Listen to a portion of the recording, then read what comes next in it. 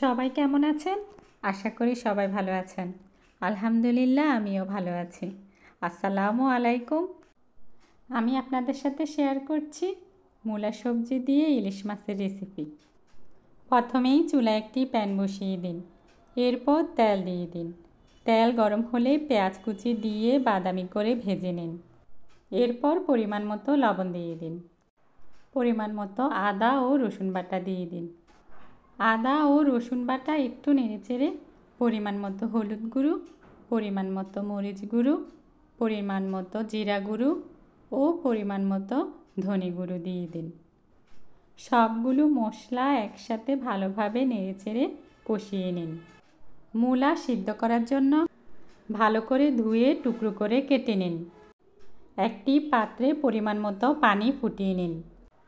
টুকরো করা মূলা ফুটন্ত পানিতে দিয়ে দিন। পানিতে পরিমাণ মতো লবণ ও পরিমাণ মতো হলুদের গুঁড়ো দিয়ে দিন। খুব বেশি সময় ধরে সিদ্ধ করা উচিত নয়, কারণ মূলা নরম হয়ে গেলে কিছু পুষ্টিগুণ কমে যেতে পারে। এরপর একটা ছাঁকনিতে ছেঁকে নিন। কষানো মশলার সাথে সিদ্ধ করা মূলা দিয়ে দিন। মূলার টুকরোগুলো দিয়ে মশলার সাথে ভালোভাবে মিশিয়ে কষাতে থাকুন। মূলা সবজি থেকে পানি বের হবে, তাই এ সময় আঁচ মাঝারি রাখুন এবং অতিরিক্ত পানি যোগ করা থেকে বিরত থাকুন। মাঝারি আঁচে ঢেকে দিন, যাতে মূলা সিদ্ধ হয় এবং মশলার সাথে ভালোভাবে মিশে যায়। মূলা থেকে পানি বের হলে তা শুকানো পর্যন্ত কষান। অনেক সময় মূলা নরম হতে সময় লাগতে পারে, তাই রান্নার সময় মাঝারি আঁচে ঢাকনা দিয়ে সিদ্ধ হতে দিন। কষানো হয়ে গেলে পরিমাণ মতো পানি দিয়ে ঢেকে রান্না করুন। যদি আপনি ঝোল ঘন রাখতে চান তাহলে কম পানি দিন, আর যদি পাতলা ঝোল চান তাহলে বেশি পানি দিন।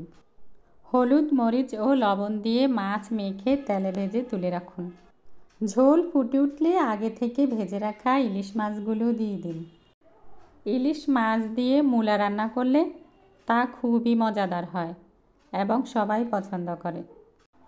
মূলা ও ইলিশ মাছের এই রেসিপিটি সুস্বাদু হওয়ার পাশাপাশি পুষ্টিকরও।